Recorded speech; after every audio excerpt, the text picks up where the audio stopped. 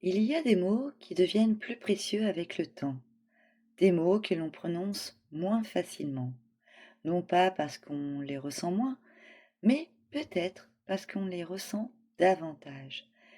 Parmi eux, il y a ces deux petits mots, je t'aime. Bonjour à tous et bienvenue sur la chaîne Le Monde des Petits Colibris. Si cet épisode résonne en vous, n'hésitez pas à lui offrir un petit battement d'aile, un j'aime, un commentaire ou un abonnement.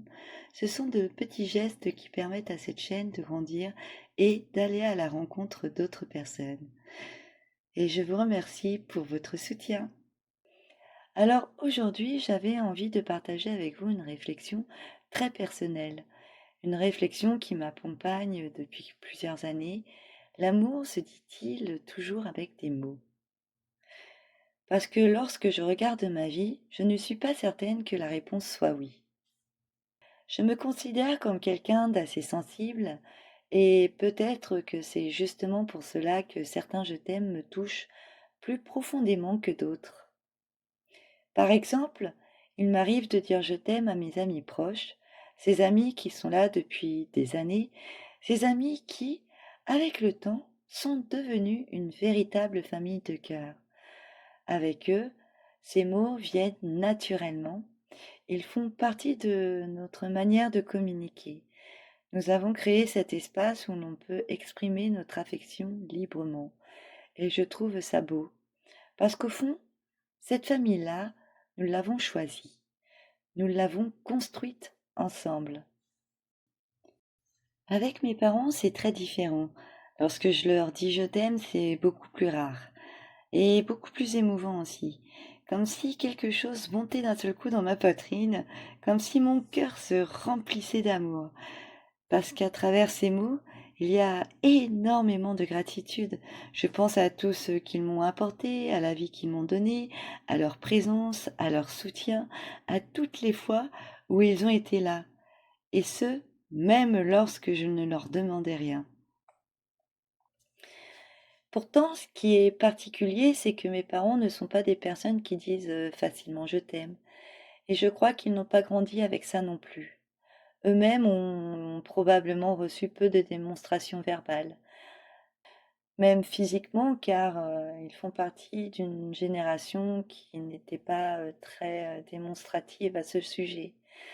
Alors quand je leur dis ces mots, ils ne savent pas toujours comment réagir. Et il arrive souvent que je n'entende pas de moi aussi. Pourtant, je n'ai jamais douté de leur amour, jamais, parce que je l'ai toujours vu ailleurs, dans leur soutien, dans leur disponibilité, dans leur inquiétude parfois, dans leur façon d'être présent et même dans certains silences. Et c'est probablement grâce à eux que j'ai appris que l'amour possède plusieurs langages. Puis il y a l'amour de couple. Et là, les choses ont beaucoup changé avec le temps. Pendant longtemps, j'ai dit je t'aime, je l'ai dit sincèrement, je l'ai dit avec mon cœur, je l'ai dit à des hommes que j'aimais profondément. Et pourtant, aucune de ces histoires n'existe encore aujourd'hui. Je crois que c'est là que quelque chose s'est transformé en moi. Parce qu'à force de vivre des séparations, j'ai compris une chose importante. Aimer quelqu'un n'est pas une garantie de rester ensemble. Deux personnes peuvent s'aimer et pourtant se quitter. Deux personnes peuvent s'aimer et pourtant ne pas réussir à construire une relation durable. L'amour existe parfois, mais il ne suffit pas toujours. Aujourd'hui, je remarque que je ne dis presque plus je t'aime dans mes relations amoureuses. Et pendant longtemps, je me suis demandé pourquoi. Est-ce que j'aime moins? Est-ce que je suis devenue méfiante? Est-ce que mon cœur s'est protégé? Et avec le recul, je crois que la réponse est ailleurs. Je ne crois pas que j'aime moins. Je crois simplement que ces mots ont pris du poids. Aujourd'hui, plus je suis attachée à quelqu'un, plus il m'est difficile de dire je t'aime. C'est paradoxal, parce qu'on pourrait penser que l'attachement rend ces mots plus faciles. Eh bien, chez moi, c'est l'inverse. Plus le lien est profond, plus ces mots deviennent précieux. Plus ils m'émeuvent, plus ils engagent quelque chose de sincère. Et puis, il y a autre chose. Avec les années, je suis devenue plus attentive à la cohérence. Je crois que j'ai tellement entendu de belles paroles dans certaines relations, que j'ai tellement cru à certaines promesses aussi, que désormais j'observe davantage les actes. Je regarde la présence, la constance, la façon dont une personne agit, la manière dont elle reste, la façon dont elle prend soin du lien. Finalement, aujourd'hui, lorsque j'aime quelqu'un, je le montre davantage que je ne le dis.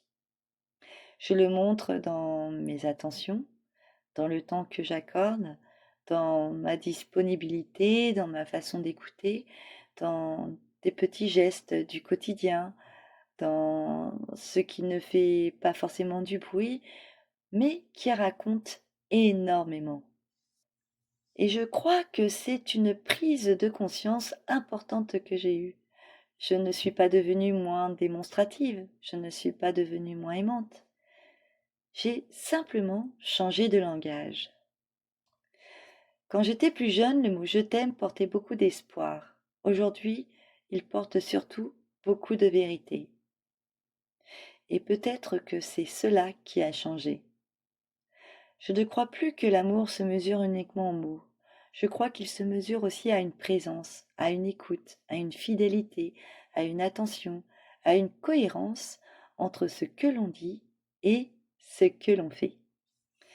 Et finalement, peut-être que l'amour ne se dit pas toujours avec des mots, mais lorsqu'il se dit avec des mots, ils deviennent parfois encore plus précieux.